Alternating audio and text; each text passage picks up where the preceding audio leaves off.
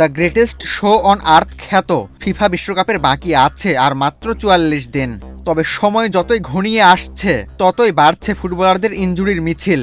Yamal, Mbappe, Mohammad সালাহ, Rodrigo, Romero সহ বিশ্বের বড় বড় তারকারা চোটে আক্রান্ত হয়ে মাঠের বাইরে চলে যাচ্ছেন। তাদের মধ্যে অনেকেই নিশ্চিতভাবেই মিস করবেন বিশ্বকাপ। সবচেয়ে বড় দুশ্চিন্তায় আছে Brazil. Gold's Gym across 30 plus countries with over 700 plus locations worldwide. Train anywhere, belong everywhere. ইনজুরিতে আক্রান্ত সেলেসাওদের প্রায় হাফ ডজন খানেক ফুটবলার। এর মধ্যে অন্তত অর্ধেকই ইতিমধ্যেই বিশ্বকাপ থেকে ছিটকে পড়েছেন। রিয়াল মাদ্রিদে খেলা ফরোয়ার্ড রদ্রিগো এবং ডিফেন্ডার এডার মিলিতাও বিশ্বকাপ খেলতে পারবেন না। বড় সংশয় আছে তরুণ তুর্কি এস্তেভাওকে নিয়েও। চোটে আক্রান্ত হয়ে আছেন দলের প্রধান দুই গোলকিপার অ্যালিসন বেকার ও এডারসন।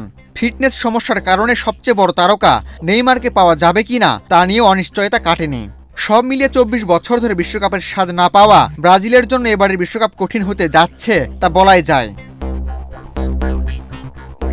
বিপদমুক্ত নয় বর্তমান চ্যাম্পিয়ন আর্জেন্টিনাও। দলের প্রধান ডিফেন্ডার ক্রিস্টিয়ান রোমেরো ইনজুরিতে পড়ে ক্লাব মৌসুম থেকে ছিটকে গেছেন। বিশ্বকাপে ফিরতে পারবেন কিনা তা নিয়েও নিশ্চিত কিছু বলা যাচ্ছে না। এদিকে ফরাসি লিগে খেলা দুর্দান্ত ফর্মে থাকা তরুণ স্ট্রাইকার জোয়াকিন পানিচেল্লি ডান পায়ের এসিএল চোটের কারণে বিশ্বকাপ মিস করবেন।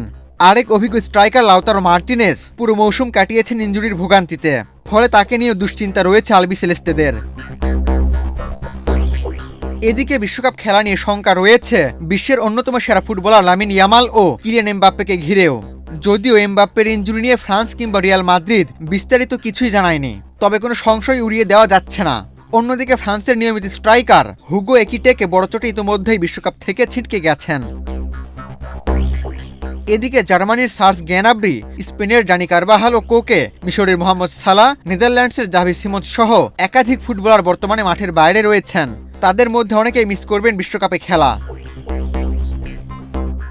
ফুটবল বিশ্লেষকদের মতে ক্লাব ফুটবলের অতিরিক্ত ব্যস্ত সূচির কারণেই ফুটবলাররা ইনজুরিতে পড়ছেন। বিশেষ করে গত মৌসুমেও জুন জুলাই উইন্ডোতে ক্লাব বিশ্বকাপ খেলতে যাওয়ায় বিশ্রাম পাননি খেলোয়াড়রা। তারই প্রভাব পড়ছে বিশ্বকাপের ঠিক আগে। আবু তালহা, বাংলাদেশ প্রতিদিন।